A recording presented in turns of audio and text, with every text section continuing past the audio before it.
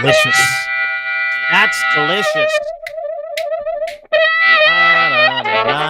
Hi, everybody.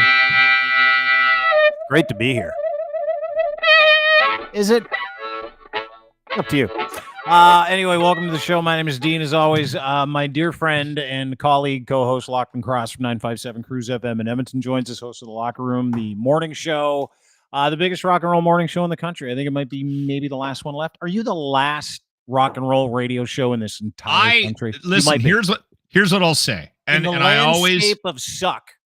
Are you the only guy left? I realize that you're. Is that a yes? I don't know. I'm very insulated in my involvement with outside radio. So here's the thing about your compliments about the show. They're always extremely nice, and I appreciate it. There's still a lot of great talent out there. Well, I don't like being effusive. I like getting right to the point. Here's the thing. I don't think there's a lot of shows like ours. No, there isn't. And that means a lot of things. I was on your show this morning. I got to swear twice. Actually, 4 times. I said shit twice and asshole twice. I went back and listened to it. No, you said shit 3 times and you said asshole twice. So, did you have to edit those out, or did they make it in the show? Did shit stay in the show and did asshole stay in the show? Yes or no? If you had said shit once, I would have let it go. You said shit 3 times, so I beeped it out.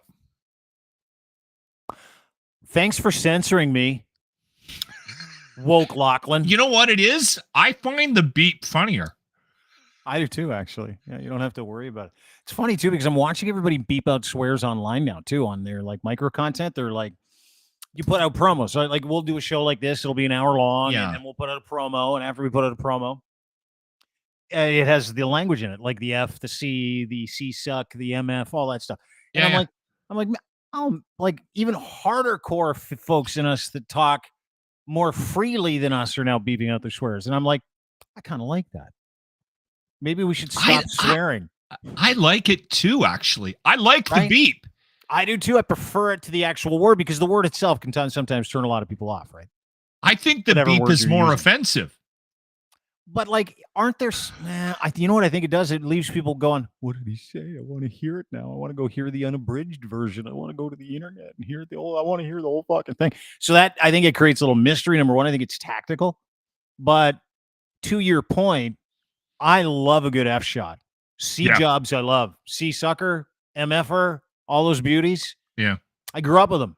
Take them away from me, and I can't talk. Same with you, specifically if you're at a party or a function with a whole bunch of people and you're talking shit. It's like the way you talk and how you talk now, which is why the internet had this incredible competitive advantage. When I found out you could swear on live radio these days, I'm like, well, that sucks because that's the internet's advantage. It's not traditional media's advantage. Anyway, I was happy I got to swear, but finding out you bleeped it out is actually funnier. So thank you. Appreciate it. Well, again, like I said, I've let you swear before, but you only swore once, so I let it go. I have an interesting relationship with swearing because I always sort of thought that I have an interesting relationship with swearing. Well, here's why. Because I've been doing radio now for a long, long time, and you know that in the world that we live in, you are not allowed to swear. There's a certain there was the odd word that got introduced slowly. Like I remember, I didn't write it down. Like I don't have a diary of it, but over the course of my career, you could slip in an asshole. You could slip, so I'm just wondering when we're going to get to a point where and the thing is, like a point where you can actually use everyday language on the radio because everybody does, and it's absolutely ridiculous to think that we shouldn't be. Is that what you're saying? Yeah, yes. It'll never happen. You don't think so? Not in this God-fearing country. People are so afraid of going to hell that there are so many people out there that run these institutions. Like, I don't want to hear the word fuck on my radio station. I just don't want to hear it. But then again, it's an accessibility issue for a lot of people. And, there are a lot of fucking religions out there that are running around going, oh, someone said shit. And they turn their dial on the radio. Oh, this language is terrible. I mean, that's how I grew up. My dad hit me in the head with a Top Gun VHS because some guy gave another guy the finger. I was like, oh, this is a lot of fun. They're great. Religions don't like swearing. I get it. But yeah, I mean, unless the religious industrial complex in this country relaxes its sphincter, you are never going to be allowed to swear on the radio. Okay. Not with any impunity, which is what I really wanted to do. Would love to do it. Well, and again, like I said, I don't think that swearing, it doesn't offend me. And I think most of the audience that is gravitated towards the show that Grant, Jimmy, and I do weekday mornings are okay with the odd S-bomb or gack or, A-hole. You or said whatever. On the air before? I've said gack. Yeah. You got to say it like that. Gack. Gack. Change the O to an A.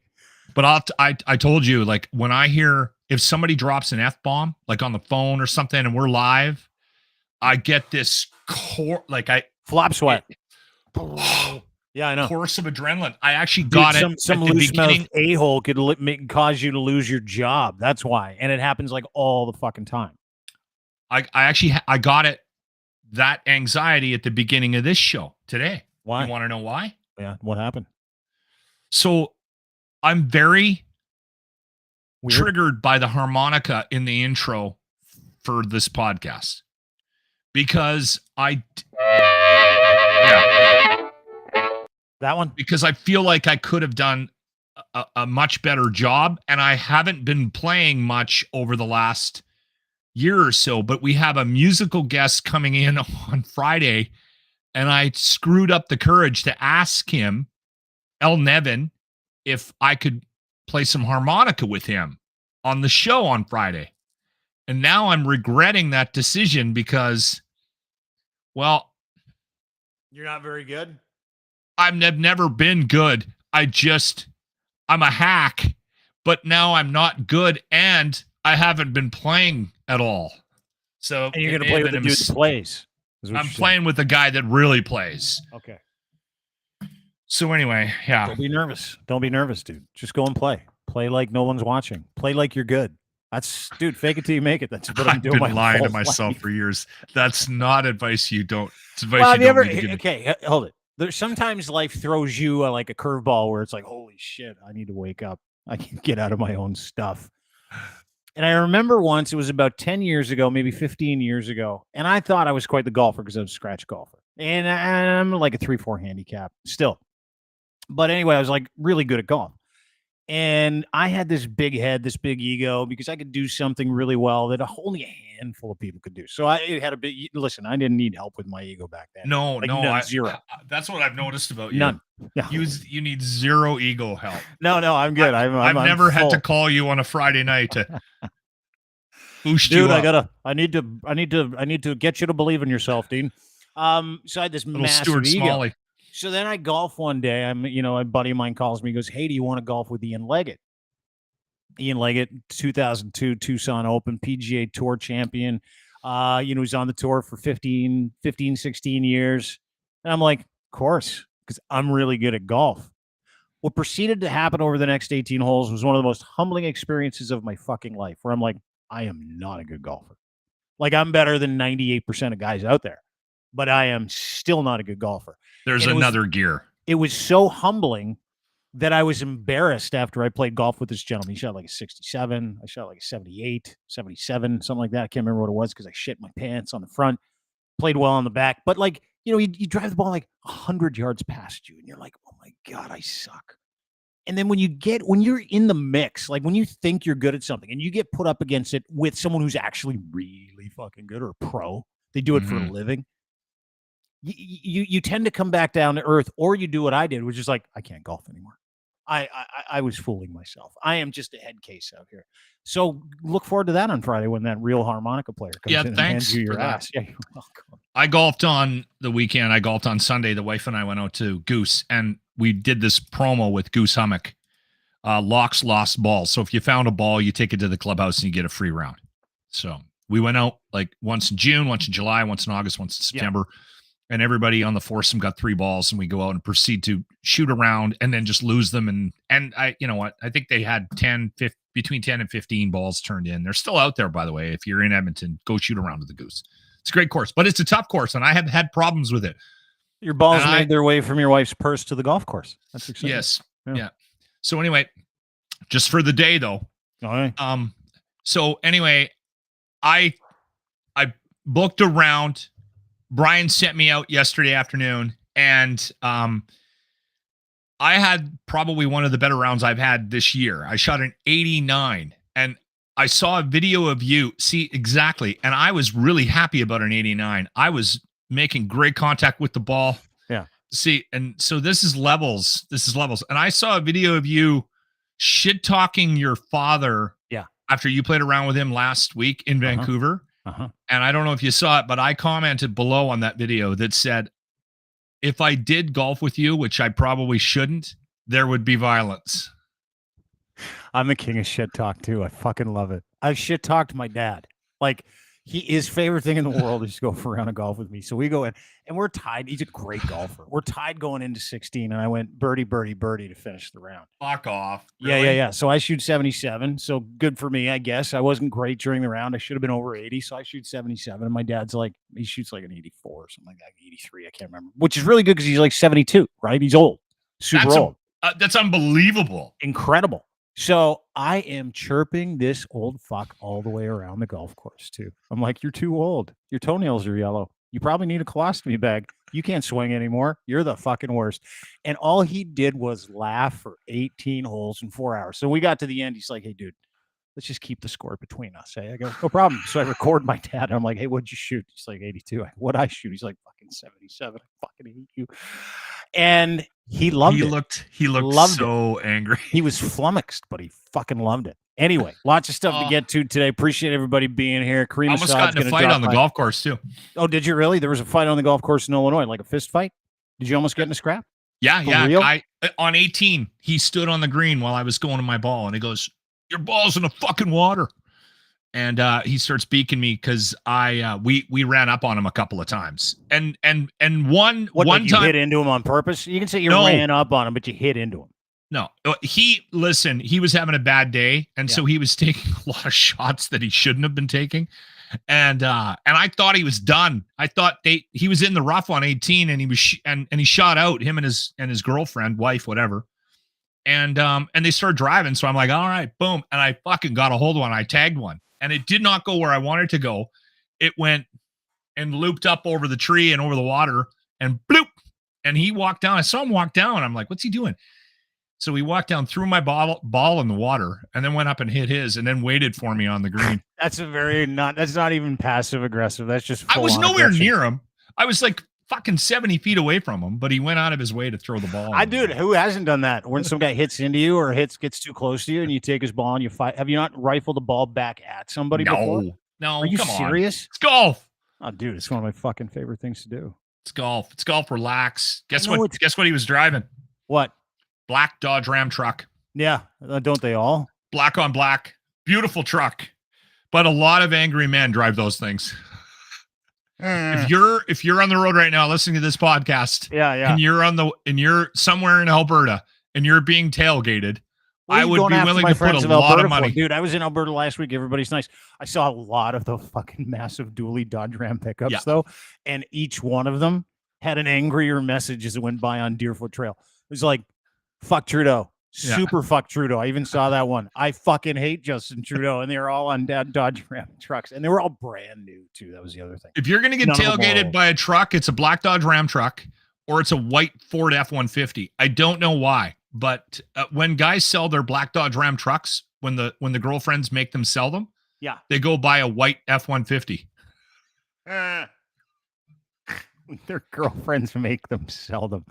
Because you can't drive around like that. Everybody's going to think you're a hateful redneck. And the guy's like, I am a hateful redneck. Well, the guy that was standing on the green on 18 telling me that we ran up on him multiple times. Did you say anything to him? Did not. Did you chirp back? I just, no, because you're representing the radio station. You're there for a promotion, right? No. That's not it. I'm very adverse to being punched in the head. I've got bigger than you. Glasses. Did you size him up? That's what every guy does before they fight. They're like, I'm size you up, and then I'll make a decision when I get closer as to whether or not I might be able to win this fight. No. There's no chance in hell I would win. I lose every fight I've ever been in. On ice, off ice, at a bar, drunk, sober. Did you see the fight on the golf course in Illinois this weekend? No. Holy fuck. Well, first of all, there's no dress code at this golf course, obviously, because one of the guys is wearing tank tops. And here's the story. Two buddies go out. This is a fucking great story. Kareem Assad's coming up to talk about Hate-Gate in a minute. We're going to get to Mike Babcock and Russell Brand's bullshit in just a couple of seconds as well, so hang in there. Oh, good. Russell Brand. Thing. Yeah. Least surprising thing I've heard in about 2 years. I know.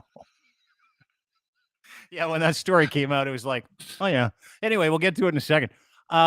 So these two guys, buddies, that go for a round of golf. They cram a couple beers, as you do when you're out golfing. One guy is down by 5 at the end, accuses the other guy of cheating, and it is on. Pay special attention to the guy who wins, who, like, it's the most brutal golf course knockout you'll ever see, by the way. Here they go. It looks like they're starting some Greco-Roman wrestling class on the apron of the green, as you can see. Awesome. The guy's one guy gets up, guy in the blue shorts, kicks him right in the face, kicks him in the side. And the guy gets up and he starts punching. He's like, no more. He's got his golf glove on. No more. Guy's like, I want more. The other guy's like, fuck this. Boom. Right in the face. Out. And then boom. In the head. On his face with golf shoes. And then he throws his water bottle at his head, which is too much. Like, that was too much, if you ask me. Okay. That was one hit too much. And he grabs his cooler and his golf clubs and he just walks away. See the guy on the ground? That's me. The guy that lost? I know. Me too, actually. I'm the guy that I don't even let it get to that point when I'm playing golf with guys. No, they get all fucking I just want to fight. I'm like, no, dude, you scored whatever you scored. Go ahead and take off. I have beers. My wife says to me, she goes, what did he say? And I said, he told me he threw my fucking ball in the lake. And she goes, did you apologize? And I went, when he said, I threw your fucking ball in the lake, I thought we were past the point of apologies. And then he waited in the parking lot for me and did a loop in the truck and then fucked off. I think he was just trying to scare me. That's awesome, eh? Some guy was inconvenienced because your ball was too close to him. So he wants to, like, think about that. The ability to reason. Guy in a Dodge Ram truck that wants to fight you after because your ball landed pretty close to him. And I told the whole story on the air this morning on the show, and it was way longer than it needed to be. So you can go listen to the podcast if you're even remotely curious. But and again, I wasn't trying to make excuses because there was once that we did hit up on them.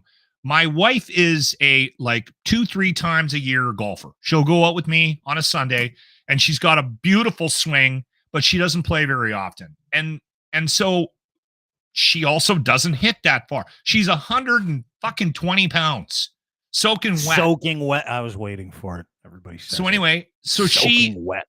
But she's got a great swing. And if you know anything about golf, if you've got a decent swing and you make good contact, you're going to get a hold of a ball every once in a while. So her 185, 200-yard drive turned into a 230, 240, 250 drive. And it was, a little harder because it's fall, right? So she got a bit of a bounce and she rolled up on them and she went up right away and apologized. That was on the front nine. Yeah, he's saying that we were on their ass the whole time, but we weren't. We were waiting for them to get off the fucking. I just feel bad because I didn't do it on purpose. Are you trying to apologize to this guy on our show because you're afraid he's going to come to the radio station and kick your ass? Yes. Okay. Well, good. Get it out. Just say sorry so we can move on to the other shit. Like Mike. By the way, if you were picturing this guy, you've nailed it. He looks like he might have been in a beer growing contest. He drinks nothing. Did he have the colorful Earnhardt hat, but it was backwards? Yeah. The wraparound Oakley. Wraparound. Yeah. Super tight golf shirt. Shouldn't be tight. That one. Nothing but craft beers. Absolutely. Yeah, I got that guy. I know what you're talking about. A little stockier. Can we move on to what we were here to talk about? Yes, Babcock. Yeah. Thank you for hijacking this to apologize to a guy so he wouldn't kick your ass tomorrow. That's awesome. Mike Babcock, former Maple Leaf head coach, Stanley Cup winner in Detroit, was there for like a decade. One of the most celebrated, highly paid coaches of all time, who was hired in the offseason by the Columbus Blue Jackets, has been fired. Season hasn't started yet. We talked about this in the podcast on Friday. Mm-hmm. The Columbus Blue Jackets and Mike Babcock put out a couple of statements. This all, of course, stems from... Very apologetic. Yeah, there was a lot of empathy. This, of course, all stems from reports from two podcasters, Paul Bissonnette and Ryan Whitney, both used to play in the NHL. This is nasty. that Babcock was commandeering players' phones in these players and staff meetings and putting their pictures and going through their history on their phones of these young hockey players on a big screen, airplaying them on big screen as a way to get intel to see if they did any dumb shit in the offseason. He told him it was team building and he wanted to get to know your family, and he would then show pictures of his family on the big screen. Well, the NHL investigated, right?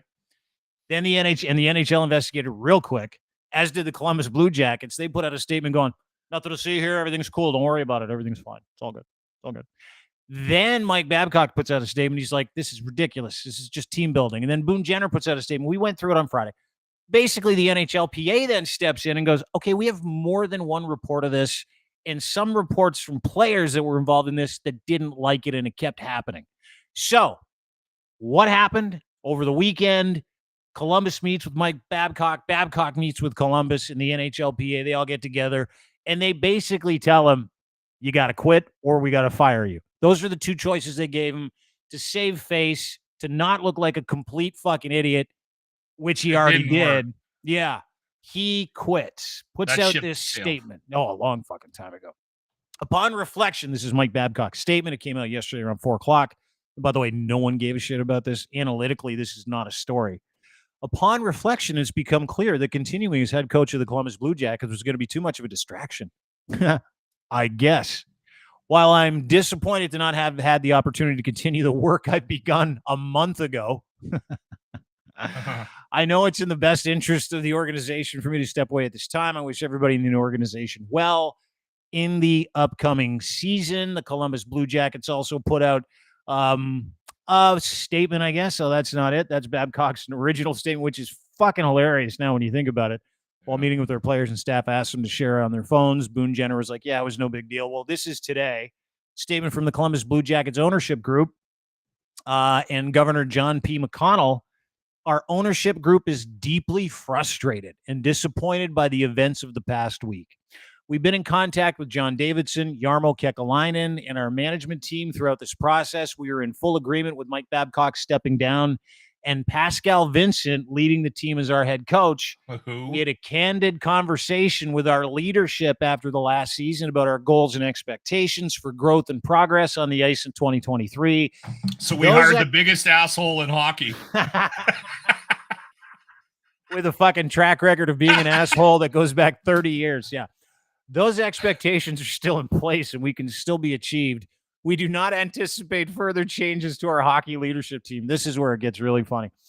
Additional disruptions would be detrimental to our players and coaches if they have to prepare for the opening of training camp in 2 days. 2 days. We will continue to have regular communication with our hockey leadership, and we are looking forward to an exciting great season. I mean, that is this is like 4 snap Aaron Rodgers. It's crazy. It really is. I got a couple of things 4 snaps. I want to say. And can I say this too, as someone that's lived and breathed in hockey in the city of Toronto, love the Maple Leafs, love the Oilers too. Big Maple Leaf guy. And the ballyhoo when Mike Babcock showed up. And I remember he showed up when I was doing sports radio and everybody interviewed him, and he seemed like such a bastion of awesomeness in hockey, and he was going to put this team on his back. That's why we had you on the locker room, because I remember you back in the day when he started, you were on the radio. Yeah. On Sports Donkey Radio. Mm-hmm. Anyway, can I say a couple of things? Yeah, hang on one sec. The rumor about his legendary assholeness in those hallways was so fucking loud. Like, everybody talked about how abusive he was, how players fucking hated him, how he would send guys literally to the showers for the rest of their career if they dare question him, all that other stuff. And I remember people saying, I don't know how well that's going to work in a head office town. Like, I just don't know how it's going to work. And then the rumors after he got fired of that same bullshit that he did, he can't change his stripes, dude. He's the same fucking guy. Go ahead. Didn't mean to interrupt. Go ahead. No, that's fine.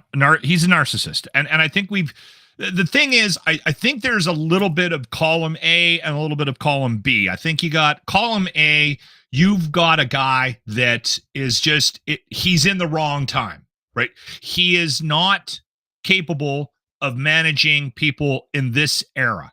With the way things are and the way people are wired, It is just not. So I have a little bit of sympathy for him on that respect. But column B is, I get the sense, and it's been known, it's been talked about. This isn't new information. This isn't Lachlan Cross making some huge statement about somebody that everybody didn't know. Weird. The guy is a raging narcissist dick, right? Like, and everybody knew that. And it just doesn't work in the world that we work in. And the funny thing about this, and you were making fun of me because I kept getting you on last week to talk about this story that no one cared about. Seriously, dude, we've been reporting on it at Crier, and like you see what we get on social media, specifically on Twitter. Yeah. Like yesterday, I think we did 1.4 million views yesterday, just on Twitter alone. Yeah. That story that goes out on Twitter with Babcocked, it got like 100, not 100,000, like 100, and I'm like. People don't care. But here's why I'm fascinated by this story. And you articulated it this morning. And because I come from buildings with sports donkey stations. I've been in buildings with sports donkey stations in them. And there is this machine in a NHL town. And it varies depending on the city that you're in. But in Canada, this exists. PR machine? There is a PR machine, and players do the worst shit, and it gets tamped down, and it is not talked about, and they get away with it. Coaches can do whatever the hell they want. I'm telling you, I'm in Edmonton. I have heard so many stories about the fucking 80s fucking Oilers. I would say make 90% of them are true too, because I know some of those guys and they're like, yeah, we were fucking on it. Like they were off the rails. These guys, they were crazy. That Grant Fuhr story where he got caught with a bunch of blow and had to take the heat for everybody. He was covering for the whole team. They just decided to throw it on Grant. I'm telling you right now, 100%. These kids are just maniacs. Remember Jared Stahl a few years ago in Vegas got busted for coke? You know what he was doing? He was bringing coke in for other players. He doesn't do coke. That's what he was doing. Like, that's the culture. That's the PR machine. And he took his licks and he was like, I got to get it. But to your point, and we did talk about it on the air this morning when I was on 957 Cruise FM in Edmonton with Locke. I was on the radio again this morning. It was good. I felt good. Felt like I was at home. Felt like I was in a familiar pair of underwear. Hold on. But hang on. I want to make the statement that you made this morning and give you credit for it. You said there is a very interesting shift in the media landscape now. And that's why I'm fascinated by this thing, because I've seen this. And I remember we said and did things on the Bear when I was at the Bear, which is a Bell station, which also had the AM sports donkey station in the building. And even if I made a joke about Daryl Cates, nobody would say a word to me about anything. But if I made a joke or said anything about the Oilers disparaging, there would be a knock on the door and the head would poke in and go, hey, cut it out. Lock. I'm going to lose my parking pass because I work with you. Don't disparage them. Dude, that exists. Access. And someone from someone from the Oilers front office would get on the phone and start reaming out stations that didn't even have rights to the fucking Oilers. And they would, and this happened. This is not a unique thing. And everyone was complicit, right down from management of the Oilers to personnel at the Oilers to the sports donkey people in the city. Because they were all terrified of these. It's like the mafia access or losing free tickets or losing the ability to interview somebody because they keep lists. To your point, I'm telling you right now, this podcast is fucking fascinating to me. Like Babcock getting fired is the least. Thing. Well, I'll tell you why. And I was making show notes today, and I talked to you this morning when we were on the air. And this is fucking cool. Like, this is a watershed moment as far as I'm concerned when it comes to media. Just media. To Lachlan's point, the PR machine, the protective nature, it's literally the law. Like, some sports teams in some cities are the law. Okay. You saw it when you worked at the AM station. 100%, dude. Like, they would not just tell you what to say. They would tell you to stay away from certain topics because they don't want to get people that are really key to the process of the project and whatever it is that you're showing people on sports media. We want the clicks. It exists in baseball? Dude, it exists everywhere. I mean, that's why fixers exist. Every team has a bunch of fixers that go out and they do PR and they kind of cover everything up. But what's interesting about this is no matter how hard the NHL, Columbus, John Davidson, Kekalainen, Boone Jenner, Mike Babcock tried, they lost to two podcasters. They read all these statements. This is cover up 101. Totally. They've been doing this forever. You can go back and look at any controversy in sports, and you can it's like they have a fucking playbook. Yeah. They do exactly what they did. Let's get a topic. And then they get a player. I'll tell you what they do. I'll tell you what they do, because I've been in these meetings as an employee of a radio station where they bring you into a meeting and they go, okay, so they'll bring in like a couple of human resources people, a couple of legal people, and they'll say, okay, we need to draft a statement that makes us look like we didn't do anything wrong, but also doesn't admit any wrongdoing, but we need to get the heat off of us. So here's what we're going to do. And you're like, well, why don't we just tell the truth and tell everybody to go fuck off? And they're like, no, we can't do that. I'm like, what do you mean? Just tell everybody the truth. No, we can't. I've been in dozens of those meetings, like dozens. And the way it works in the NHL is very different. It's the same, but it's different because they don't give a shit. They have dozens of people they can call, like Navigator, to hit pieces on people that suggested that this is wrongdoing. But here's the crazy part. Paul Bissonnette and Ryan Whitney, with their little podcast, which is huge, just stayed on it. And they said, no, fuck you. We're going to continue to do this. And we're going to continue to do this because we advocate for the players, right?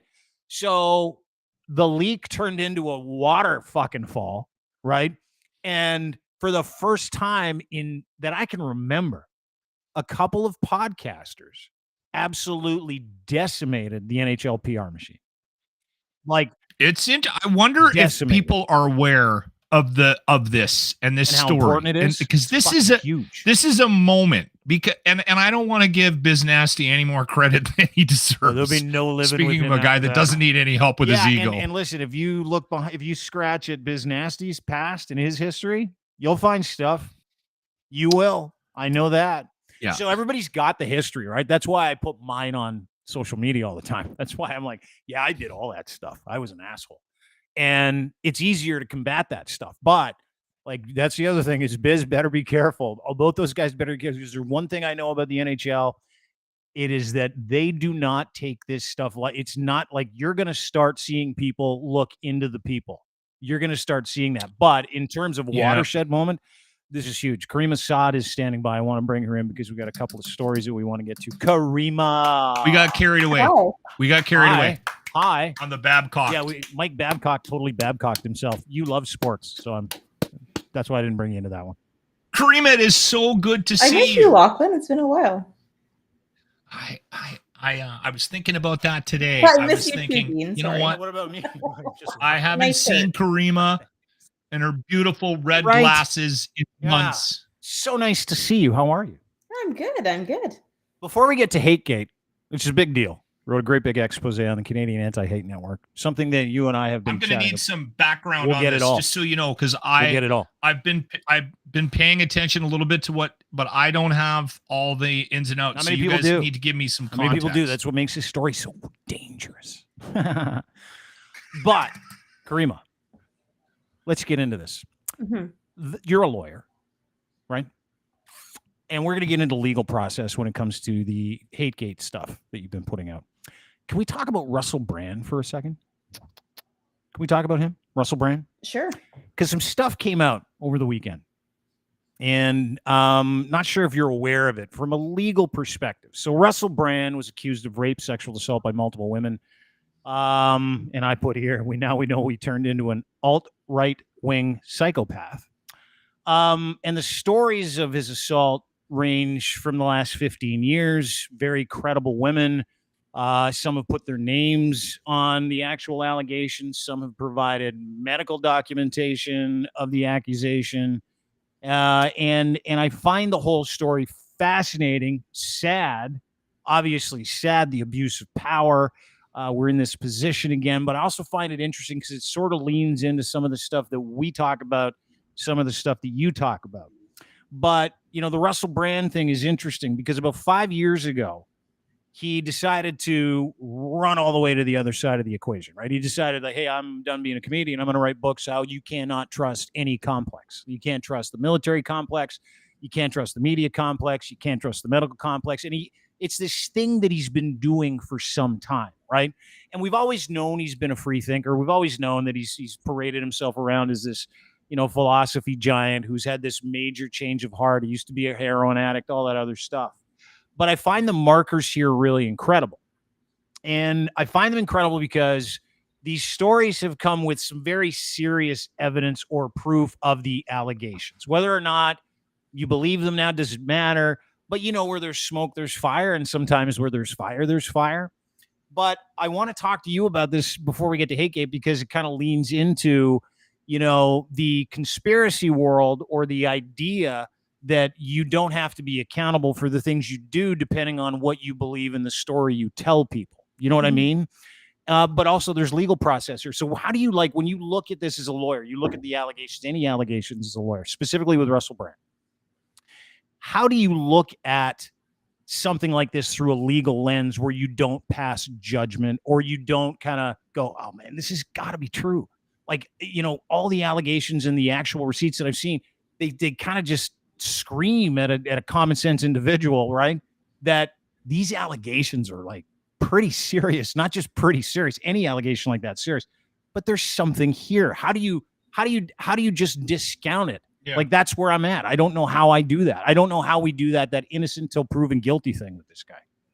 Well, the court of public opinion isn't really conducive to that sort of measured thought, right? Yeah. I'm someone who largely has tuned out Russell Brand, so I don't know a ton about him or the allegations. I've sort of seen things in passing on social media. I did watch an interesting analysis the other day where the thesis was that he has made that far swing and started cultivating his own fan base and instilling doubt in institutions because he knew that this was coming with Me Too and his past. He could see the writing on the wall and preemptively tried to create an army of people who would doubt the allegations against him. Yeah. Right. So that seems plausible. Again, I don't really know enough about him. I think that, when we're talking about how do we maintain some level of impartiality, realistically, most people won't. But if I were to encourage people, so true. I would point out two kind of cognitive thought processes. The first being primacy bias and the idea that the first thing you hear that will shape your perception of any information that you subsequently receive, and you try to make it fit that initial narrative because that's what you were told, that's what makes sense, and it's quite difficult to move people from initial impressions. So it ties into that idea of a first impression is lasting. So being mindful that the first thing you hear may or may not be accurate. So counterbalancing that by continuing to triangulate information. If it's a subject that interests you, you're going to look at multiple sources and sort of weigh the evidence that comes through. The second thought process is confirmation bias. And I sort of alluded to it, but where incoming information it is either it's affirming. It affirms whatever position you have, whether you feel like you're right or wrong. Yes. Yeah. Right. So you discount or you amplify based on what your initial thought is. Yeah. So both of those, right? They're not actual, they're not good for impartial decision making. So the more that we're aware of those thought processes, it doesn't mean it won't happen, but we can kind of catch ourselves. So that's how, to answer your question through a legal lens, or if how do you take primacy that bias and cognitive bias, right? Yes. Confirmation bias. Yes. Confirmation All bias. of these are cognitive biases, and many people have cognitive issues. There's a new. I put out an article yesterday. There's this doctor named Dr. Bobby Azarian put out this article in Raw magazine or Raw Story, which I thought was phenomenal, and I read it on MSM this week because Raw Story tried to make me pay for it. I'm like, I'll go find this somewhere else, which I did, and it was fascinating because a neuroscientist, cognitive behavioral therapist, kind of both, and he's like, the new pandemic is stupid people. Here's why. And I'm like, that is fucking so true, because those people are too stupid to understand their own bias or challenge them, right? In every capacity. But I hope he realizes the hypocrisy of what he just said there in that article. Okay, here's the problem I have. I do a lot of this, and I do it with stuff that you shouldn't do it with. Like, I don't trust happy people. So if you're over the top happy, I'm like, they're fucking hiding something. Like Ellen, if Jimmy you have a Fallon, mustache too, I feel the same way. If you have a mustache, I don't trust you at all. So I struggle with this, because once I put you in that camp, I'm like, oh, that guy's honestly, they're Mr. Rogers, and Mr. Dress Up. Oh my God, those two, I'm surprised they never went to jail. Like, so I'm not even kidding. I don't know that I can help with that, to be honest. Okay, so two things from this, and then we'll get into Hategate, and we'll end on the second part, which is going to be kind of leaning into challenging your cognitive bias, because I want to do that with Hategate. Look into Mr. Rogers. That's what I'm telling everybody today. So anyway, there's bodies. Someone needs to dig up his backyard. Fred's backyard is just full of bodies. Yeah. But back to the Russell Brand thing. Don't you find it unfucking believable that we have seen so many of these people, Trump, Matt Gaetz, I mean, there's this top of my head, that have leaned so far into curating an audience of people who are also skeptical. It's like, it's very convenient, because there are two schools of thought about the Russell Brand thing today. One school of thought is, and you see all the same people come out to support him, like Elon Musk, Andrew Tate, who are all like, it's the deep state. It's the deep state. And I'm like, hold it. That's got to stop working at some point, right? As a strategy where you tag into the deep state audience, like literally the stupid people that are the new pandemic, for support to help you beat a rape rap. Like, you might be in trouble when Elon Musk steps up as your character witness, though. And Andrew Tate. Yeah. But that's definitely does it not make sense that these guys used that whole fucking movement as like they telegraphed? Because to me, it's a setup. And the setup started years ago, where these guys are like, wait a second, if we can sow doubt in every institution, we can go on, carry on like total assholes and do these terrible things. And then when we get caught, we can just go, see, I got 5 million people that follow me on YouTube that will believe that you can't believe anything you hear. And everything I hear is the fucking truth. What's really perverse about it is that, in fact, institutions should be scrutinized and can't always be trusted. Correct. So that grain of truth, they are able to leverage it in ways to shield themselves from legitimate complaints and, Ding.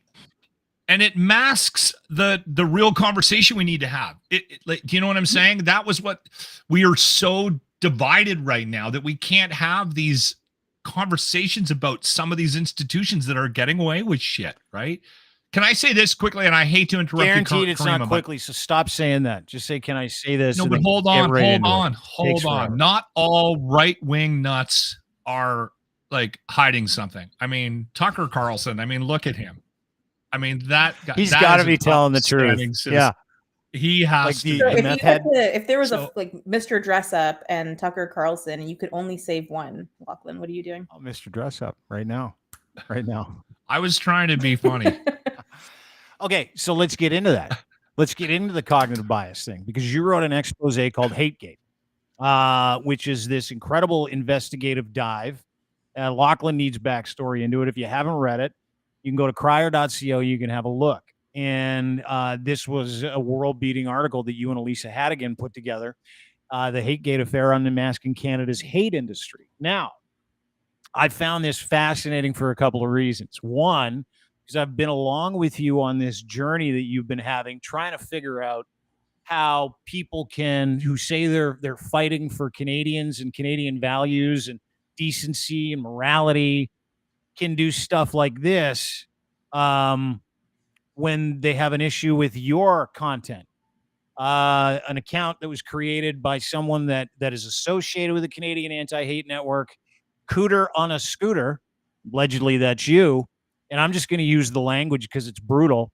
And you're a lawyer in good standing, an activist for due process. You're an activist for a bunch of different stuff. But on the hat, they've taken out the logo and it says "cunt lawyer." And these are people that are fighting for a better Canada. These are people that are apparently fighting the right-wing nut jobs and the fascists to be more progressive. And you have been underneath an avalanche of people associated with the Canadian Anti-Hate Network saying stuff like this to you, about you, going on a very serious rampage to destroy any reputation you might have in the work that you do. Now, fortunate, I've gotten a chance to work with you for the past, 3 years? Been at this for 3 years. Is that about right? Yeah. Yep. I know what your intentions are. And so when you wrote that piece, which is based on 1,000 pieces of information that you got from the Freedom of Information Act, including transcriptions of phone calls, emails between the RCMP, the Canadian Anti-Hate Network, the Emergencies Act, all that stuff, all the information that you got. So you put this beautiful document together and you put it out there. We helped you put it out. And I got followed by some of the greasiest people on the planet after that. Guys with the red eyes and the MAGA thing and the vaccines will kill you. And fucking ivermectin tastes delicious. All the people I can't stand started to follow me. And this article is based on your interactions with the Canadian Anti-Hate Network. And it uses a gentleman who founded Diagolon, who I don't like, named Jeremy McKenzie, as an example of the process, right? So can you fill us in on what the article is all about? And then we'll kind of get to some of the minutia, because this has been, not a lot of people are picking this up. Like, you went on Viva Frey's show, speaking of people I fucking can't stand, the other day. And I'm like, why are you going on the show? And I'm just being honest, because I said that we would when we did this podcast. Why'd you go on the show? You're like, nobody is picking this up. Well, of course they're not, because it makes the government look fucking terrible. So why don't you fill us in and give us some context and tell the story to Lachlan, because he hasn't heard it yet. Okay, so there's lots to unpack there. I'll try to be succinct. I just tried to encapsulate like 5-6 minutes. Okay, my stories are like your questions. Hey, okay, let's redo that. Tell Lachlan about the article. Go ahead. Okay. Right. So sort of in a nutshell, the Hategate affair, it came about because Elisa Hadigan and I got access to this Freedom of Information request that was made to the RCMP inquiring about their dealings or investigation into Diagolon. And Diagolon, for those who aren't familiar, effectively it is a podcast fan club, but it was characterized in 2021, 2022 as a violent extremist right-wing militia. And this characterization mostly stems from the Canadian Anti-Hate Network. And Diagolon... Mostly or all? I almost entirely. And then the parts that are outside of the Canadian Anti-Hate Network come from researchers who are affiliated with the Canadian Anti-Hate Network. So, there are some redactions in the documents, so that's why I caveat my words, but functionally there was a singular source. And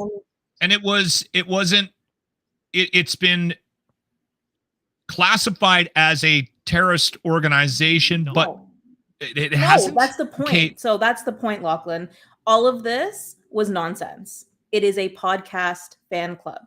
And there was a lot of frenzy and a lot of hype that came about because of media parroting the Anti-Hate Network, RCMP Googling news articles, then copy-pasting that into their own reports, sending that up the chain of command to government officials who then go on television and make statements And then RCMP is asked to comment on these statements, and they cite the media back to the media. So there was this whole feedback loop of inaccurate characterization and information that really contributed, I think, to the state of fear that Canadians experienced during the Freedom Convoy.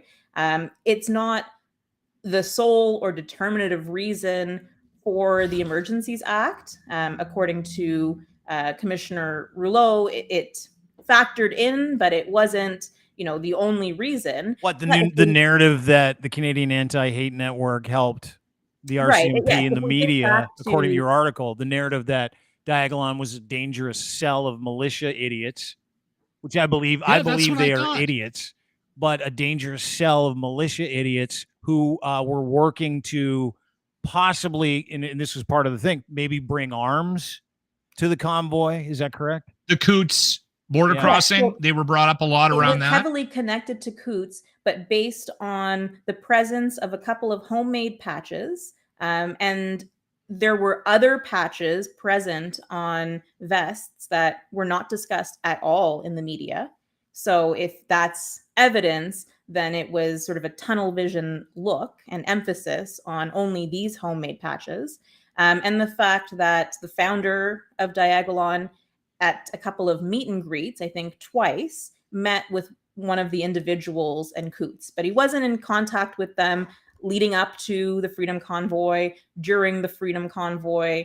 It was a very tenuous connection, and not out of the ordinary for a person who is a podcaster, sort of makes their living off of,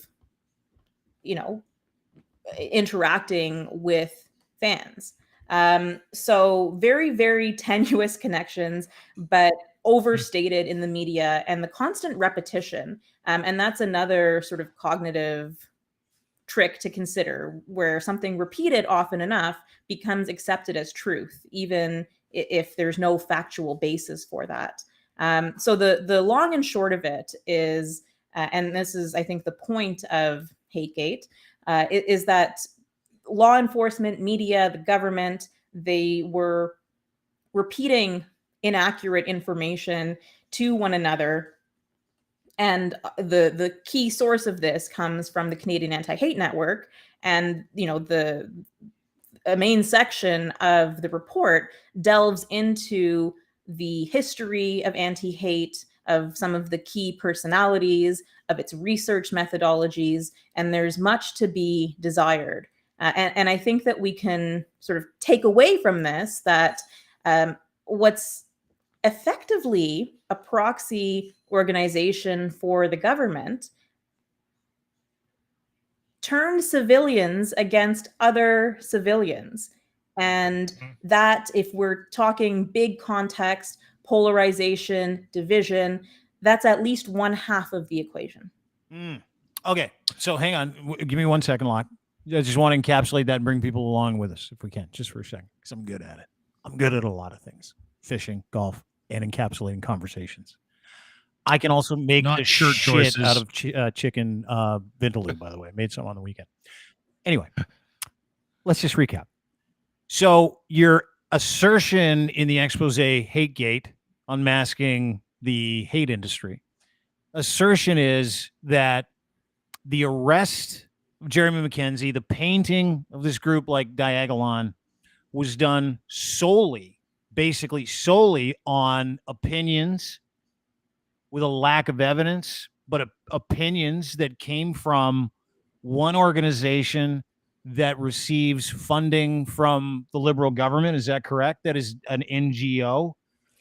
Is that the assertion? And the assertion that I took out of the article, which, by the way, is excellent. It's really an investigative report. It's not even an article.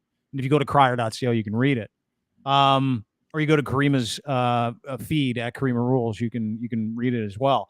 But the assertion, as I understand it, and tell me if I'm wrong, is that the government, through whatever means, could have been working or could be working with people at the Canadian Anti-Hate Network as a cudgel, much like, the IDU, the Conservative Party of Canada, has used the Freedom Convoy and some of those idiots as a cudgel. Is that not the same sort of thing, or am I off? You're close. There's a couple of things that I would just clarify.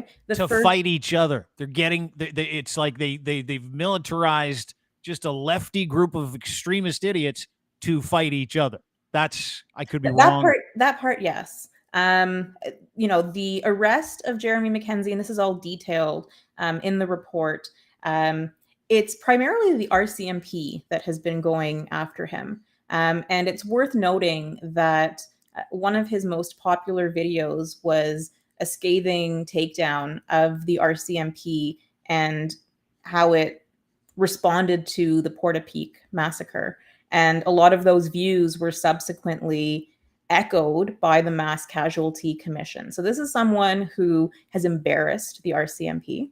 And while none of the arrests had anything to do with terrorism, hate speech, sedition, that's not at issue. But, is there a political element to it?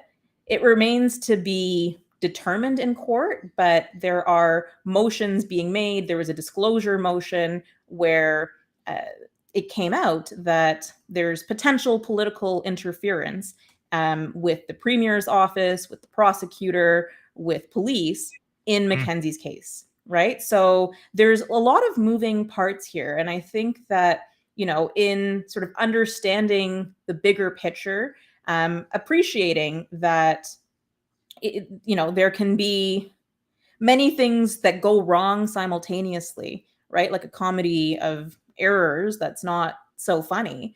On the point of anti-hate being used to smear anyone who is right of the liberals, that is its pattern. Now, government funding, the federal government funding, that came to an end in 2022.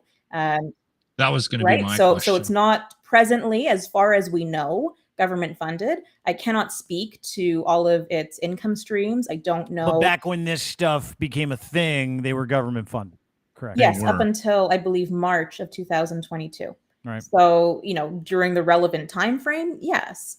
The lack of transparency from the Canadian Anti-Hate Network, I think that's another takeaway. Explain that, because it's a big deal. It's a big deal. There are people that are writing definitive stories and kettling people as terrorists or militia or Nazis that don't have faces, just email addresses and avatars, right? And no credentials that can be verified, no background, no real information that could connect it to an actual person. And, that is, in my view, unacceptable when there is a journalistic element to this, especially something that is attacking people's real life reputations. So their deputy director, for example, Elizabeth Simons, has never been seen. There's a voice associated with it. There's lots of quotes, but no reporters have been able to confirm that they confirmed her identity. And that's just one of several individuals at the Canadian Anti-Hate Network who are big question marks. No proof of life. Yeah. Locke, go ahead. I have commented multiple times on when you're on and my concern for you, because and here's why. History is not kind to people that think like you, Karima. And it's because you make people think, and you actually present challenging concepts for them. And so it's not surprising that everyone is staying away from this, because the easy thing for us to all do is go, oh yeah, Diagonal on that's a terrorist organization. Yeah, there's a bunch of assholes. That's where I am. And I told Karima that yesterday on the phone. I go, listen, the uphill battle you have with guys like me is I fucking can't stand the guy, and I could care less if he got arrested on any kind of bogus information if it indeed was bogus. It doesn't matter to me. She's a lawyer. It matters to her. To your point. Yes, but The problem is in the world that we live in right now is when you wade into these types of waters, Karima, it is so difficult to get people to sit down and listen to what you're saying. It's so difficult to get people to come at it from the perspective no bias of no bias, and to put their own biases away for the sake of what's right. And we don't do that anymore. No, and, we don't. And that's why but Lachlan, it doesn't get about easier 5 years from now to No. do that. In fact, the direction that we're heading, it becomes increasingly impossible. And where someone is unliked or unlikable or despicable or whatever, it's a lot easier to target them, right? It's a lot easier. And that sort of, that periphery is where the erosion of democracy and civil liberties happens. Because if we can normalize it and turn the other way, and he's an asshole, so he deserved it, he had it coming. Whoa, what does that mean when it could be anyone else? It could be anyone else, right?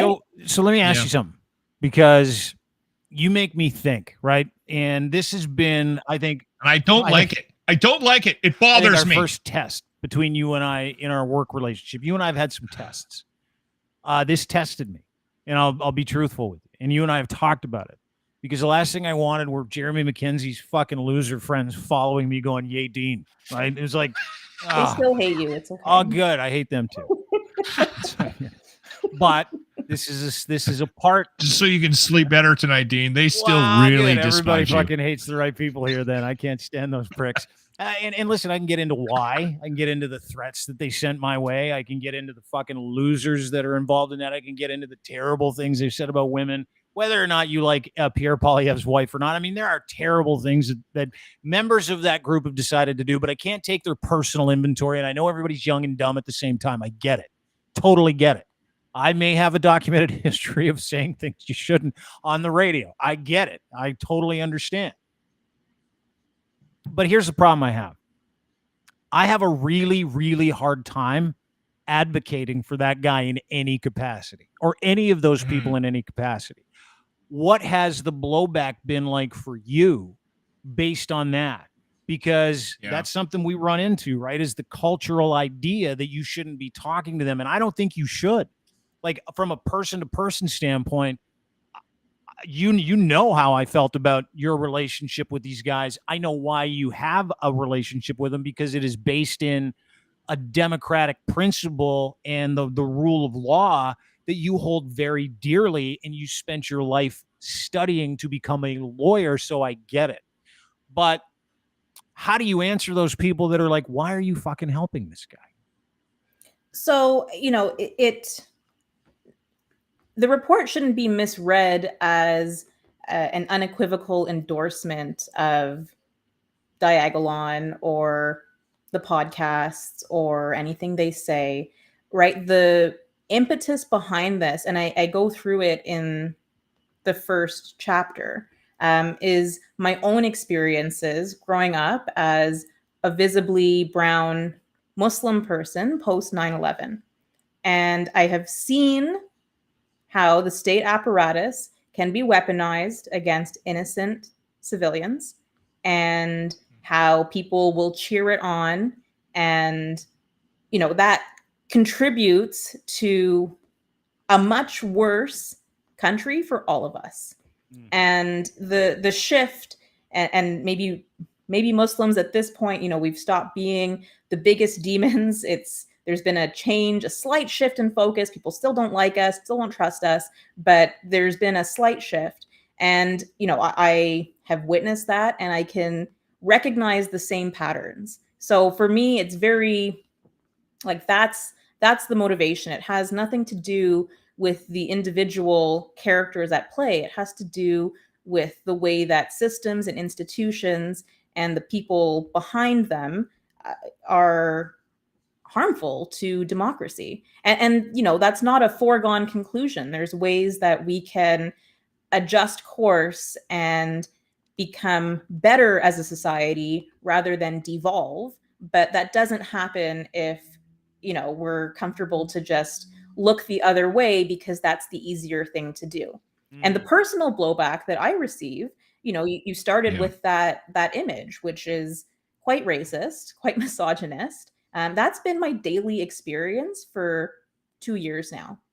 That's been my daily experience, hourly sometimes. And these are not in response to you taking on the Freedom Convoy.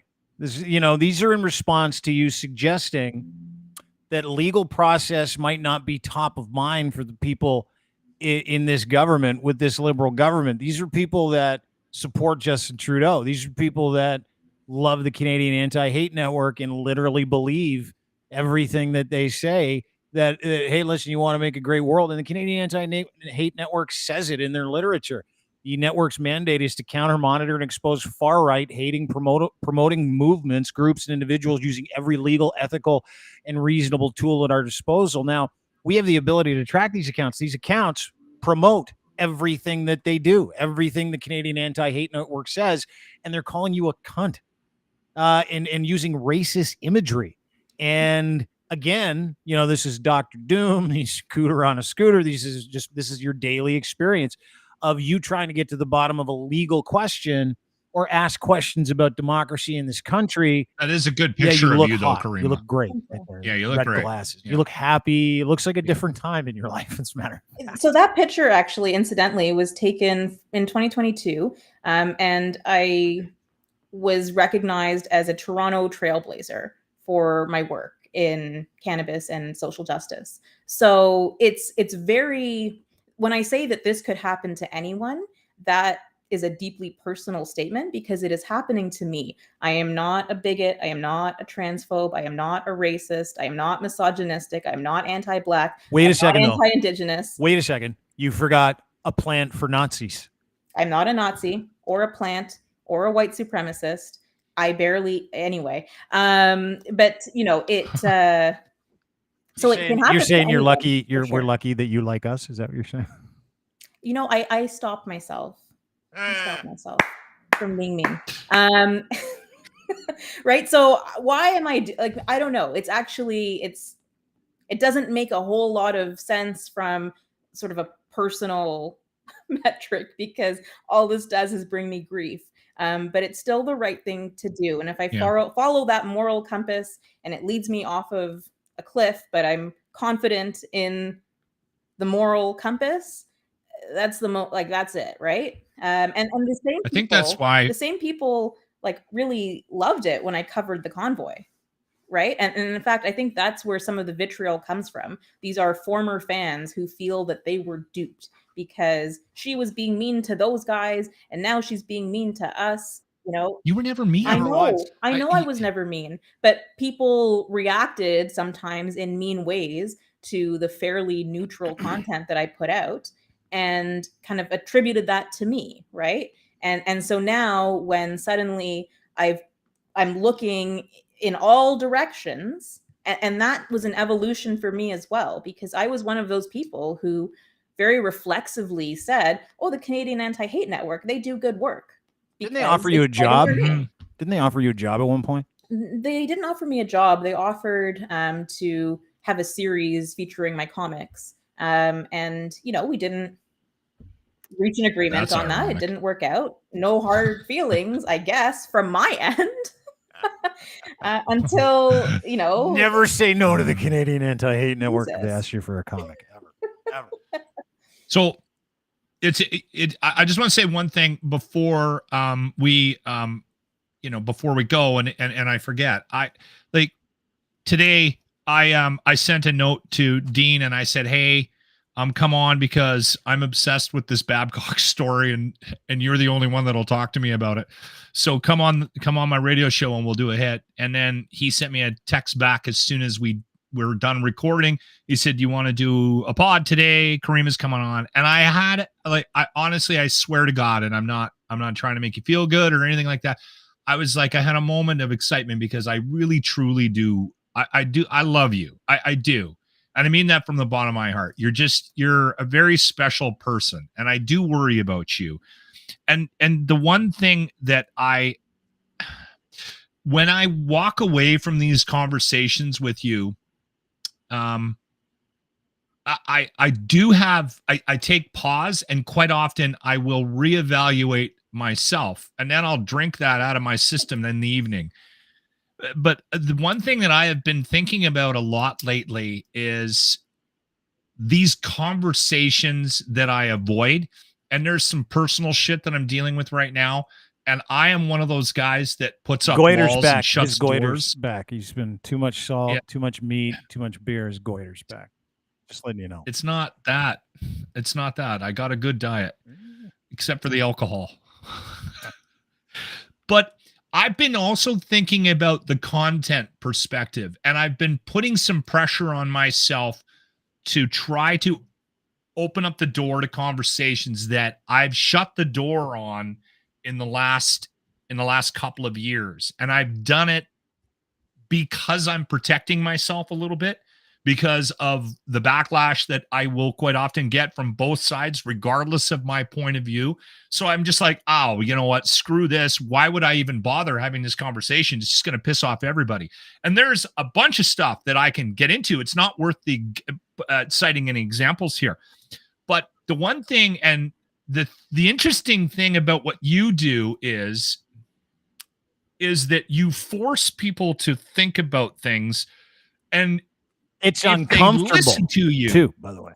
It's uncomfortable. It is uncomfortable. But if they listen to you and they hear what you're saying and they give you a moment and they take pause, you will have an impact on people. I need you to know that, even though you're getting a lot of backlash online. And I know that that's something that you struggle with, and I can see it in your face sometimes when we talk about it.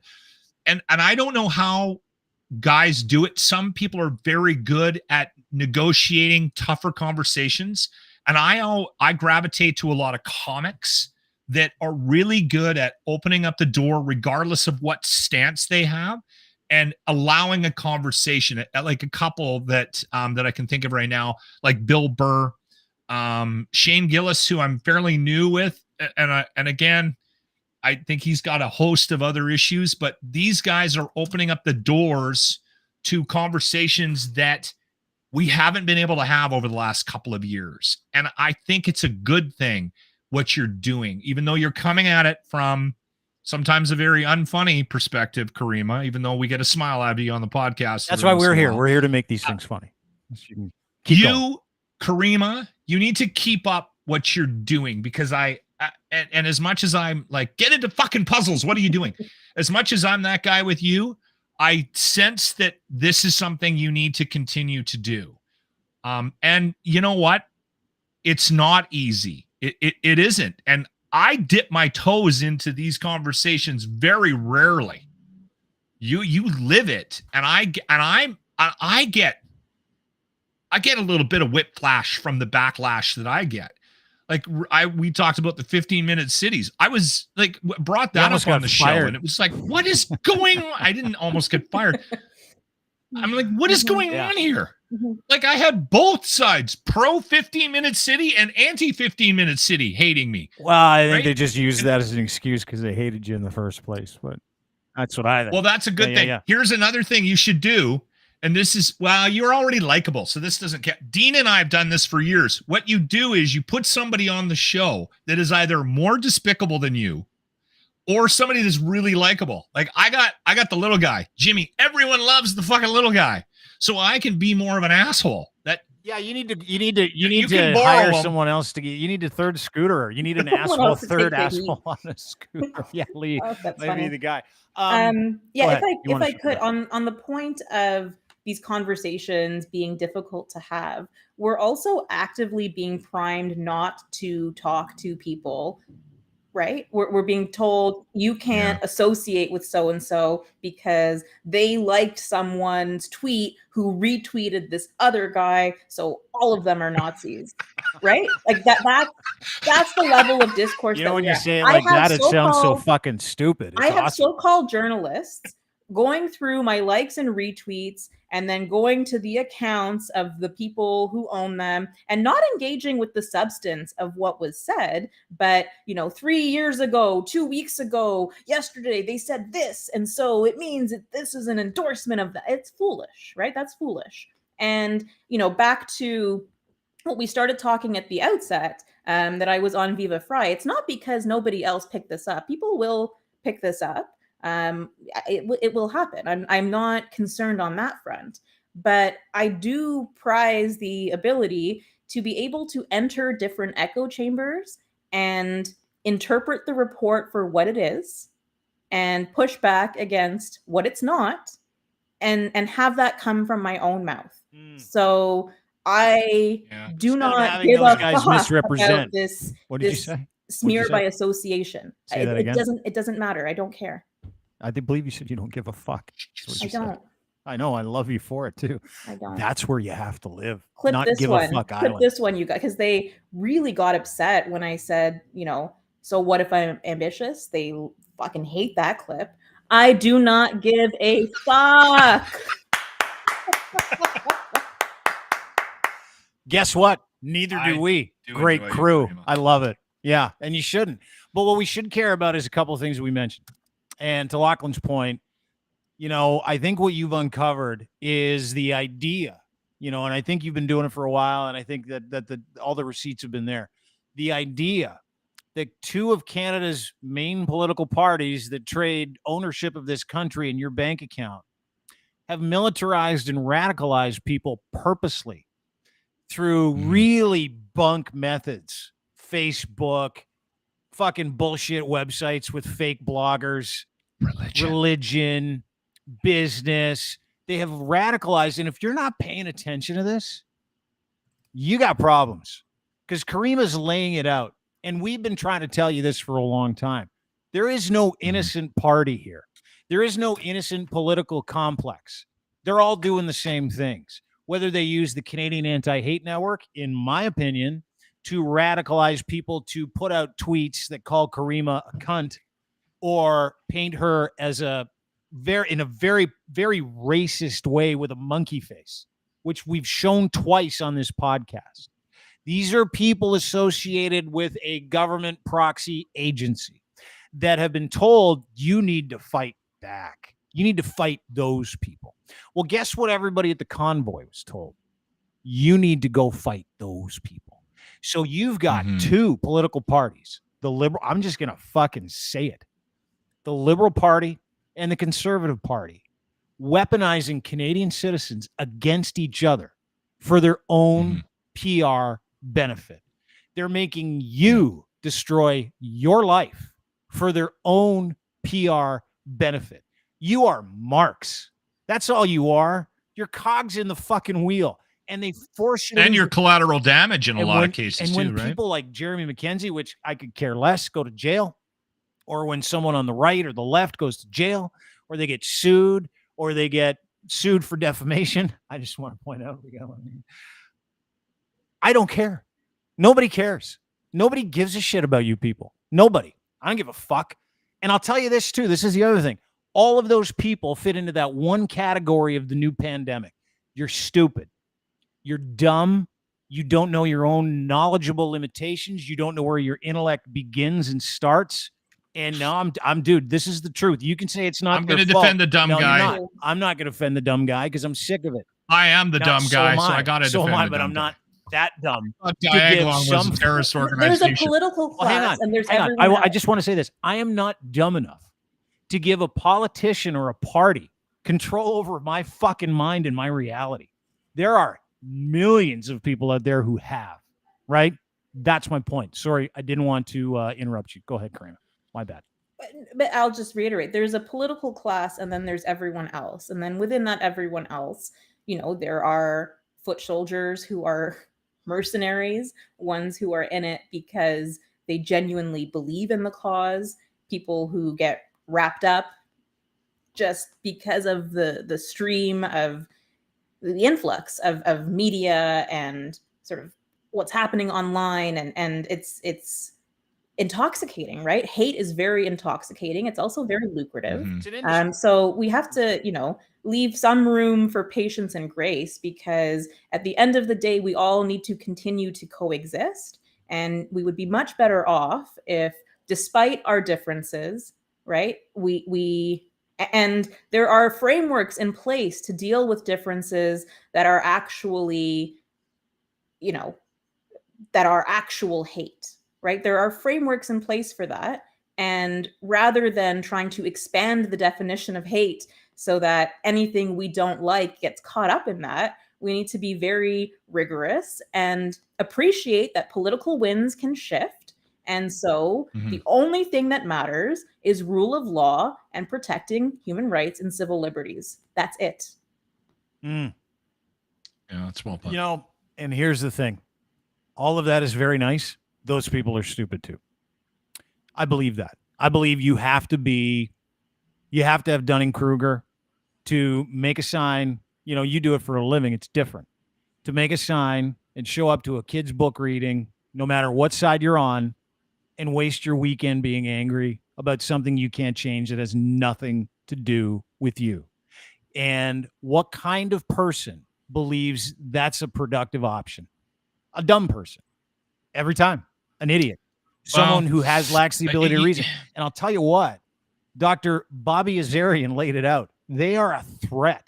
Both sides, extremes on both sides, are legitimately a threat, an existential threat to humanity. Because one of the things that he noted in this article, which is fascinating, was the idea that dumb people defer to confident people, right? Confident people are people that tell you what you want to hear and they reaffirm your bias.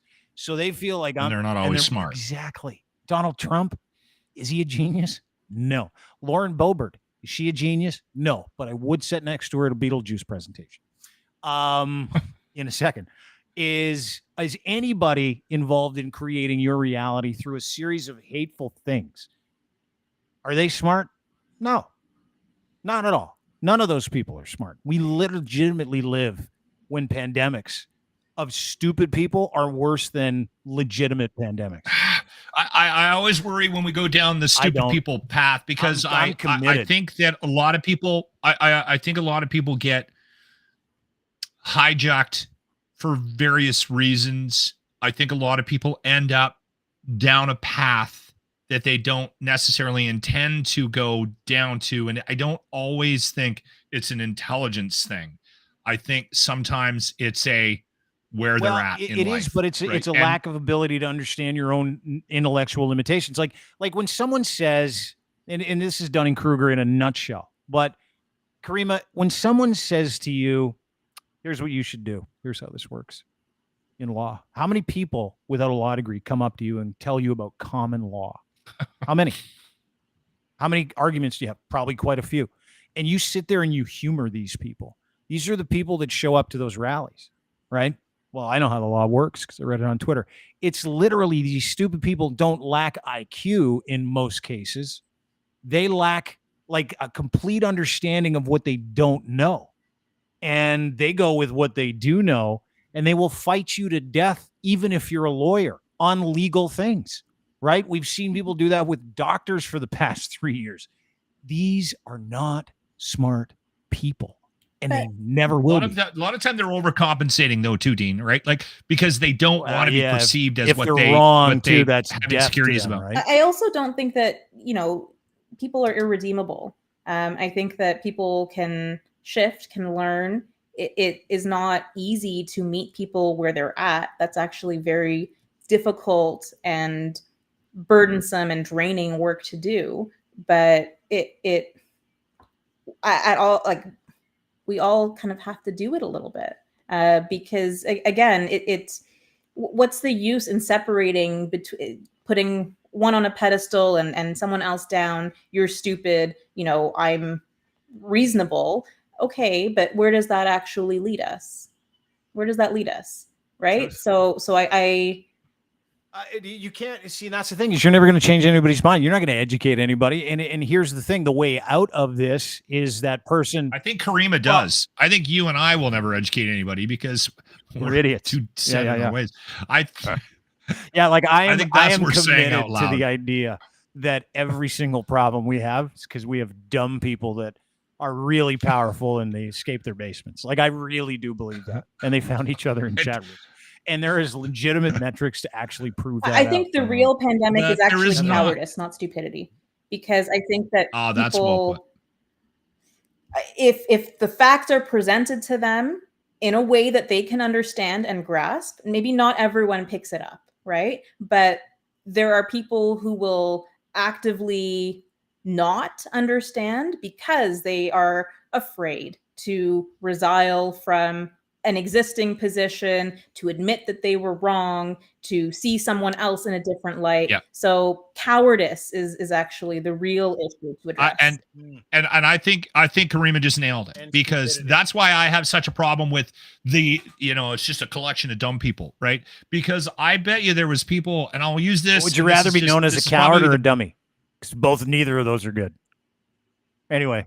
Well, I've been known as a dummy most of my life, so take the cowardice out of it. Okay, so for me, like, if you take a look at the group that went down to Ottawa, that spent 3 weeks in Ottawa, and you really break it down. If you pulled any of them aside and said, hey, how do you really feel about this? I bet there was a handful of people that went, this is bullshit. I came here because it looked like a good time.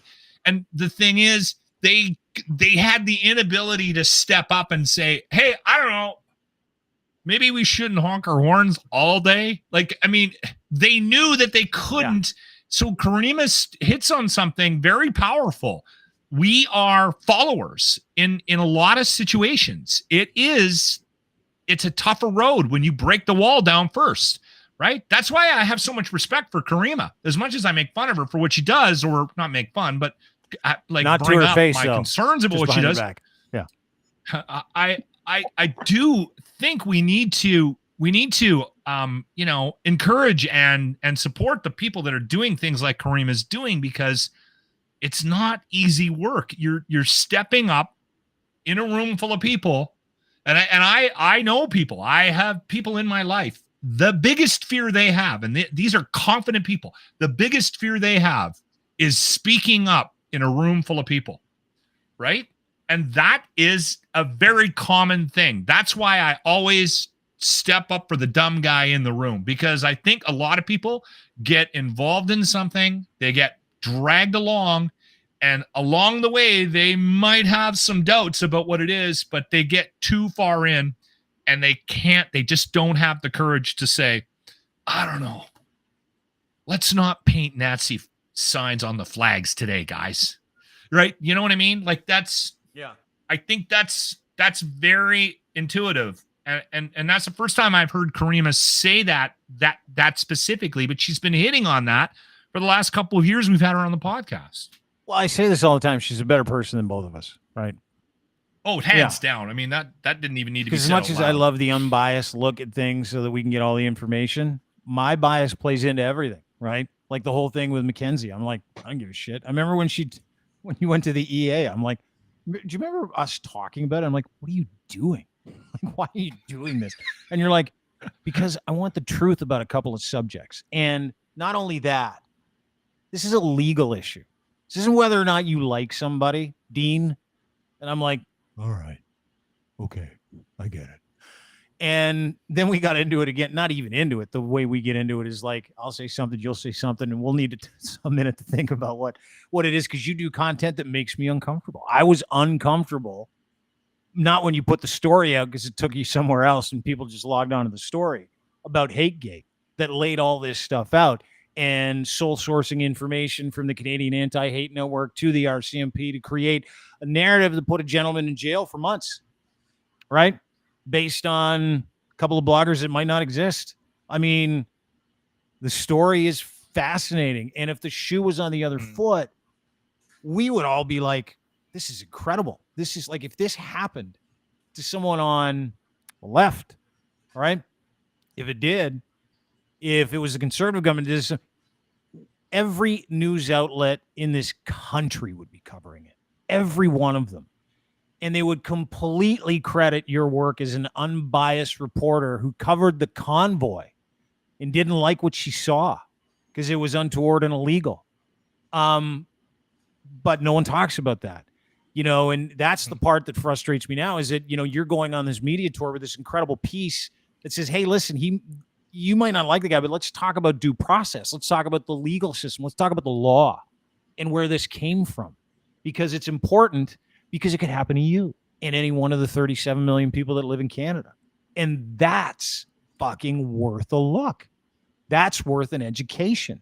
I can sit here and talk about how anybody that says yes or no, depending on their culture, is an idiot.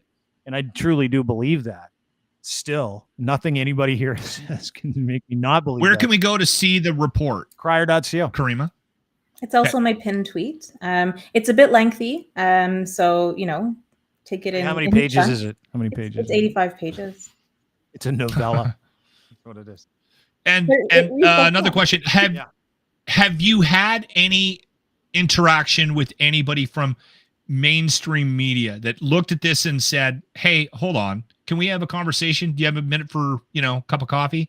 Has anybody been poking you? I'm in touch with a couple of journalists. Okay. And Sask Today, to their credit, was the first to cover it. So thank you, Saskatchewan.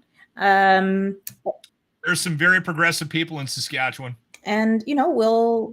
Regardless of what fucking Dean Sorry, says. I won't say it. I'm not saying anything. I'm just listening to Karima. Let her talk. Let her get through it. Your Western Canada pipe. And you know what? We have been trending in Canada since Tuesday, nonstop.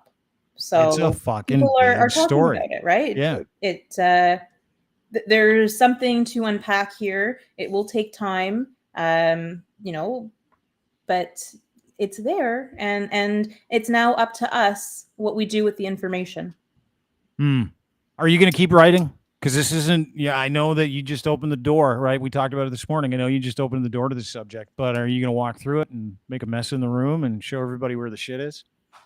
That's what I like to do best.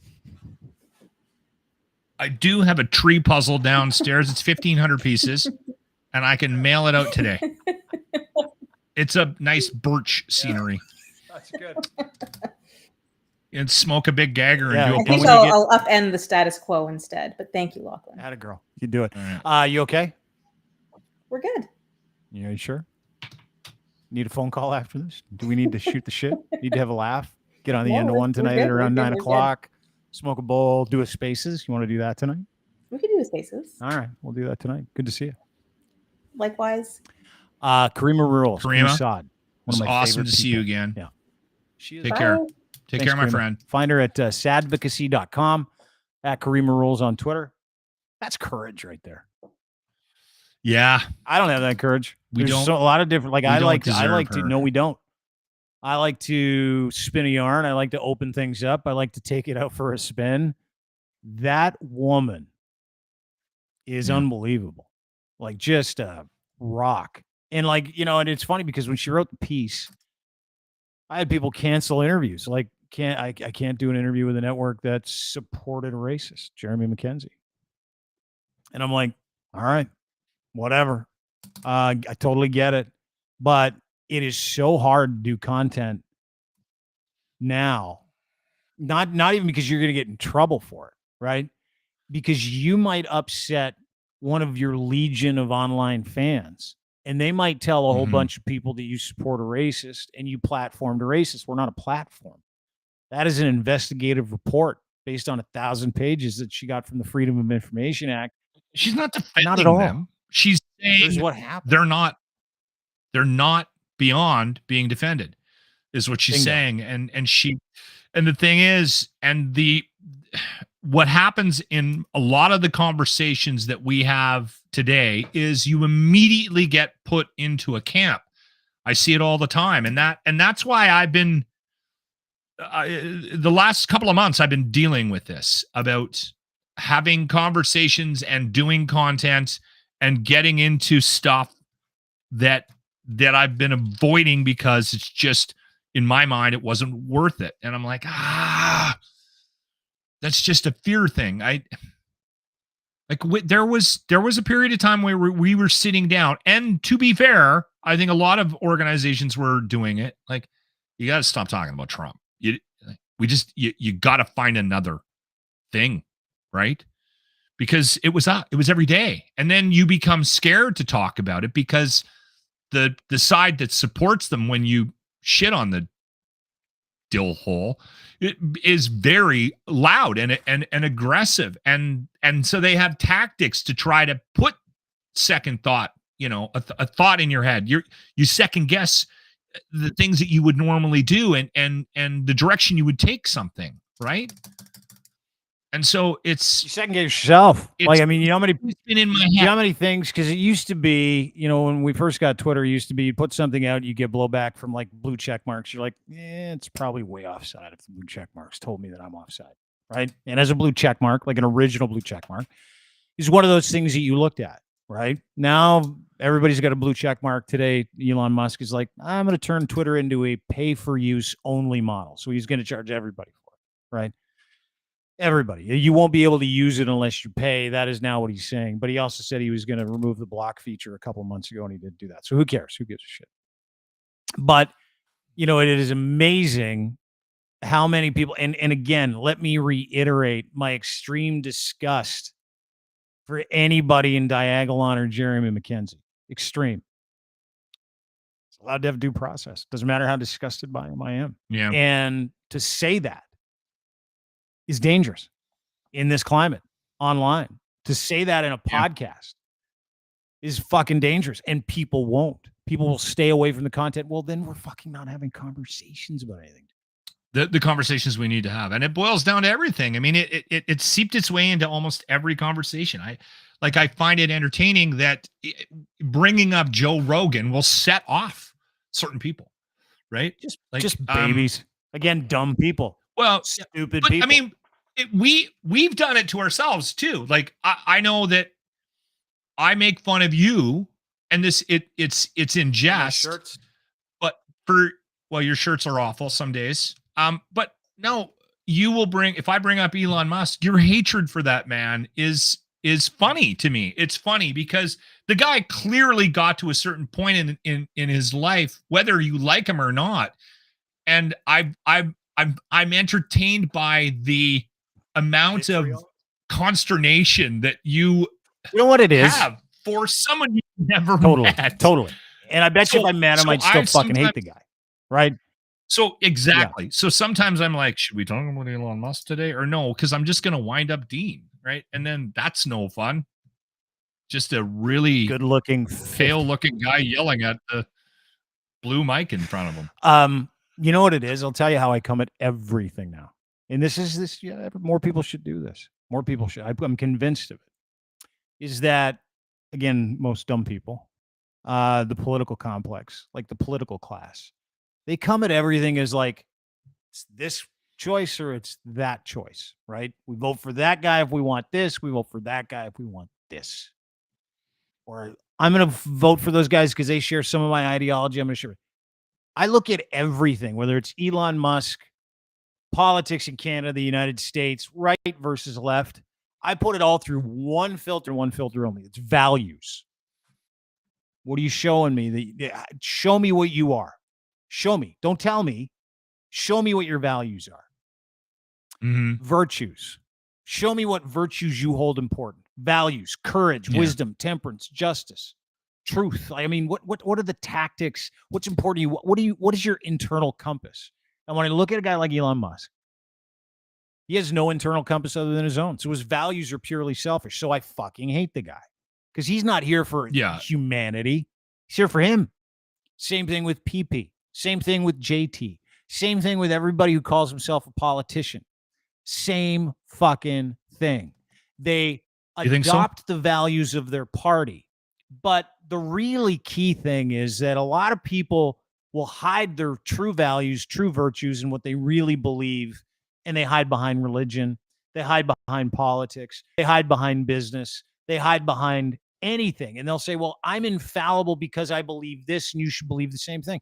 None of those things are based on values. Like the religious complex is not based in values. Same with the military. None of them. They're based in what they want other people to believe that they are, right? It's all perception. And so when I look at Elon Musk, I have extreme disdain for him, not for what he might be taking away from me, because we do very well on Twitter. He gave me money last month. He gave me $200. Twitter just sent me money, $200. And I'm like, bonus. It's great. Awesome. Good for me, good for us, good for everybody. So I don't hate Twitter, but I hate the man and his values. And you can see it in people that you don't like. And that's why we don't like people. It's because they don't share our values. That's why we have so many people fucking fighting, by the way. It's because you got one side that's like purely, ingrained in selfish values. You got the other side that's like, that says they aren't. But they all are. Every political ecosystem does. Every political ecosystem is. As are billionaires. Billionaires are not in it for you and me. That's why they're fucking billionaires, dude. It's fact. I think my cynicism is always stemmed from my belief that everything boils down to money, and it's sad. It is. It's really sad, and it kind of it disheartens me to the point I can't even think about it, because we make so many decisions and so much is decided for us outside of our control based on money exchanging hands. And quite often what they've done, and they've gotten good at it, the people that have money, is they mask it with some sort of an intention, which to me makes it even more egregious. And you know what? I need money just as much as everybody else. So I mean, and I have a job, I have to pay my mortgage and all that, but I don't make decisions. My life doesn't revolve around me trying to become a billionaire or a millionaire or whatever. Or the prime minister or a politician or an influential human being based on that just being your goal. Yeah, that should be a result that you get from being a fucking good person. And it's not. We do not make money from being a good person. You're not rewarded in life for being a good person. Quite often you're ostracized for it. So that's my frustration in the world that we live in right now. And it ekes its way into everything. It ekes its way into politics. It really ekes its way into religion. It ekes its way into every intention to do the right thing. There's somebody that's benefiting financially from it. So I question everything, and I don't want to be that asshole. I want to think that somebody actually is doing things for the right reasons. You're the only person. That is very hard right now. You're the only person who can. And you know what? I go back to this all the time when I talk to people.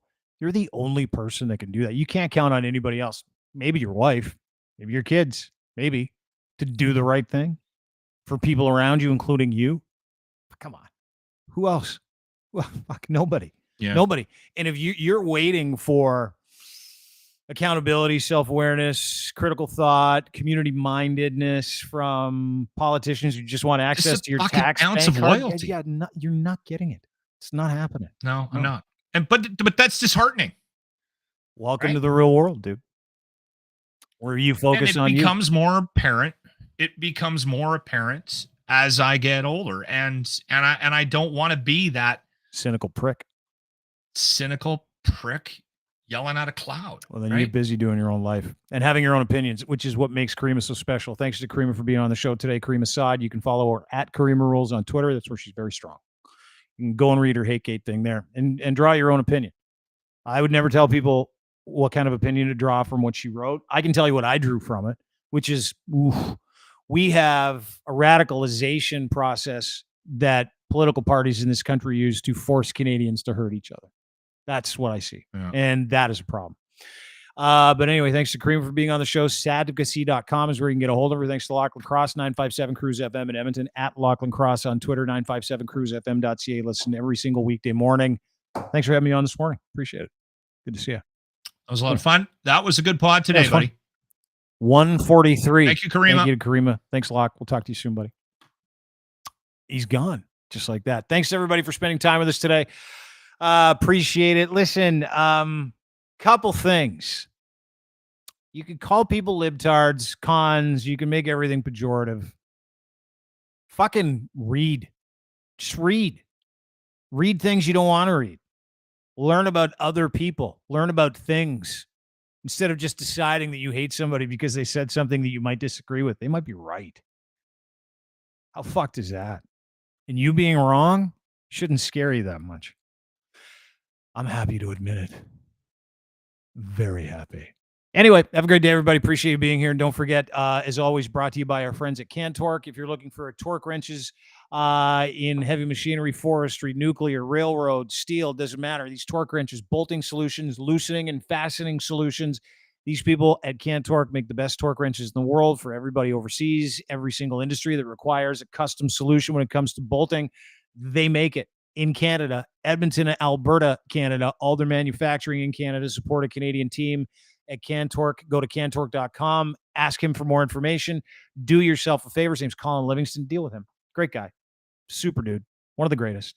Cantork.com for more information on how you can get a fastening and loosening solution and a torque wrench made specifically for what you need it made for. And as well, thanks to our friends at Gitch, underwear with boxer briefs, pouch in the front. You can't miss with these things. Gitch number 3. Gitch 3 is your promo code.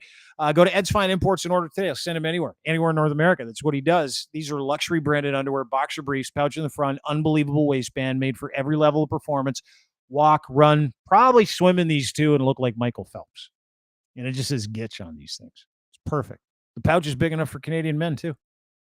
Nice of you to do that. They're not European sized or American sized. They're Canadian sized. So, like a push-up bra for your junk, get some Gitch. edsfineimports.com. Gitch 3 is your promo code. Order today. Have a wonderful day, everybody. Thanks for hanging out with us again. Thanks to Cream and Locke for stopping by. I really appreciate their company today, and we'll see you on Wednesday. Don't forget to rate and subscribe. Apple, iTunes, Spotify, Google. Just go to Google, go to YouTube. You can sub there as well. You can watch this. You can listen to it on any available streaming platform as well as any available podcast platform, The Dean Blundell Show. Have a wonderful day. We'll see you tomorrow. Not tomorrow, Wednesday. Bye.